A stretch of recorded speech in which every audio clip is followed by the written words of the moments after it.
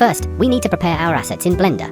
Start by assigning a different material to each face of your model. Import the PNG sequence into your project. Create a new composition and name it Mask. Drop in the animated PNG sequence and add a white solid as the background layer. Next, duplicate the mask composition however many times you need, based on the number of colors you want to work with. Now, go into each of these duplicated compositions and apply a color key effect. For each comp, pick a different key color that corresponds to the material or texture you want to isolate. After setting the colors, use each of these mask compositions as mats for your texture composition.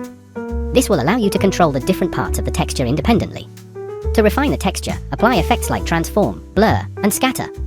These will help smooth out any rough edges and give you more control over the look of your texture. If you want to add more style, layer styles and a subtle glow effect can really enhance the visual quality. Now let's look inside your texture comp. Start by creating a solid layer and applying the gradient ramp effect to it. This will give you a nice base gradient. Create a new composition and name it Sphere. In this comp, we'll add some circles. Animate them using a wiggle expression to create a dynamic, organic movement. For additional depth, apply adjustment layers for blur and scatter effects. To add more interest, use masks to manipulate the circle's visibility and position. Next, create a new composition called Specular. In this comp, you're going to add a bunch of rectangles. Use one of the masked comps to mask these rectangles, faking a reflection effect. If you want to take it further, add a CC glass effect. Adjust the opacity and blending modes to dial in the perfect look for your reflections. You can also add a chromatic aberration effect to give the edges a bit of color distortion for added realism. Personally, I like to use the FXA effect at this stage to smooth out any harsh edges. Now that you have your mask, texture, and specular comps, let's pre-compose all of them together.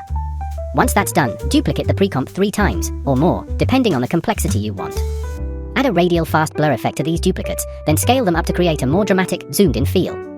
Play around with some masks, adjust the opacity, and tweak the blending modes to achieve a layered and dynamic effect. For the finishing touches, you want to add a few color correction effects to really make your animation pop. Apply HLS noise, levels, curves, and even posterize time to give it a more stylized and cinematic look. And that's it! By following these steps, you've now created a polished, multi-layered composition that stands out. Remember, don't be afraid to experiment with different effects and settings to fine-tune the result to your liking. Keep exploring new combinations to make your animation truly unique.